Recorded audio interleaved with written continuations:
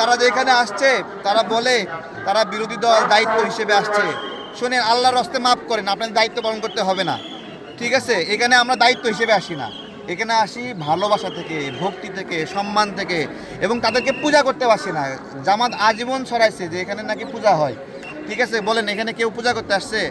গত ফেব্রুয়ারির চেয়ে আজকের পরিস্থিতি ভালো। গতবার তো সাধারণ মানুষ আসতে ভয় পেয়েছে যে কি না কি হয়। তো এইবার সাংস্কৃতিক মুনা বাংলা ভাষাকে যারা ভালোবাসেন তারা স্বাচ্ছন্দ্যের সঙ্গে আসছে। তবে এই আসার পরেও এখানে ভুয়া স্লোগান দেওয়া হয়েছে কিছু সংগঠনের নামে, যেটা উচিত হয়নি। আমি মনে করি জনাব তারেক রহমান মাননীয় প্রধানমন্ত্রী, তার নেতৃত্বে যে বাংলাদেশ, সেই বাংলাদেশে সকল মতের মানুষ এখানে ফুল দিবে এবং এখানে কারো নামে কোনো কটূক্তি খারাপ স্লোগান হবে না এইটা। এবং সামনের বছরে আমরা চাই এখানে প্রত্যেকটা মুহূর্তে আরও 10 গুণ লোকজন থাকবে, সেই পরিবেশ জাতীয়তাবাদী দল বিএনপি তৈরি করবে বলে আমরা বিশ্বাস করি। এই 21শে ফেব্রুয়ারি আমাদের যে শহীদ মিনার, কেন্দ্রীয় শহীদ মিনার, এটাকে কেন্দ্র করে আমাদের সাংস্কৃতিক বিকাশের কোনো বন্দোবস্ত নাই। যদি এটাকে কেন্দ্র করে সাংস্কৃতিক বিকাশ কেন্দ্র থাকতো তাহলে এখানে নিয়মিত ডিবেট হতো, কবিতা আবৃত্তি হতো, সাংস্কৃতিক প্রতিযোগিতা হতো, এবং যার ফলে আমাদের বাংলা, আমাদের সংস্কৃতি শক্তিশালী হতো।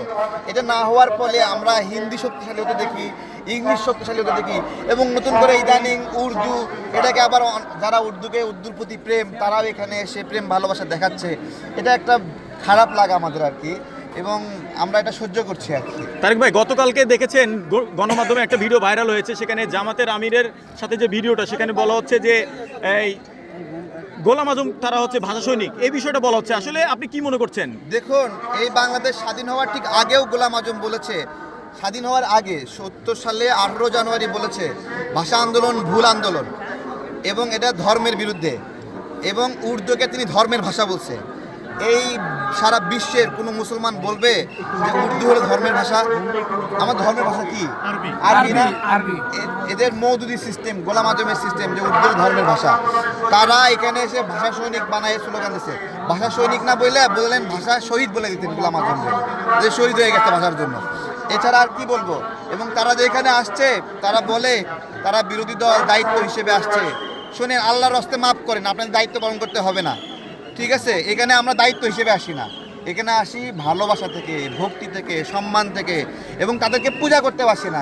জামাত আজীবন ছড়াইছে যে এখানে নাকি পূজা হয়, ঠিক আছে? বলেন এখানে কেউ পূজা করতে আসছে? শহীদদের কাছে কেউ কিছু চাইতে আসছে? না, আমরা তাদেরকে রেসপেক্ট করি, সম্মান করি, মায়া করি। তাদের লড়াইয়ের কারণে বাংলা ভাষাটা শক্তিশালী হয়েছে, এবং এই দেশ যে স্বাধীন হয়েছে তার পেছনেও এই ভাষার লড়াইটা গুরুত্বপূর্ণ ছিল। ওটাই ছিল শিকড় এবং উদ্বোধন।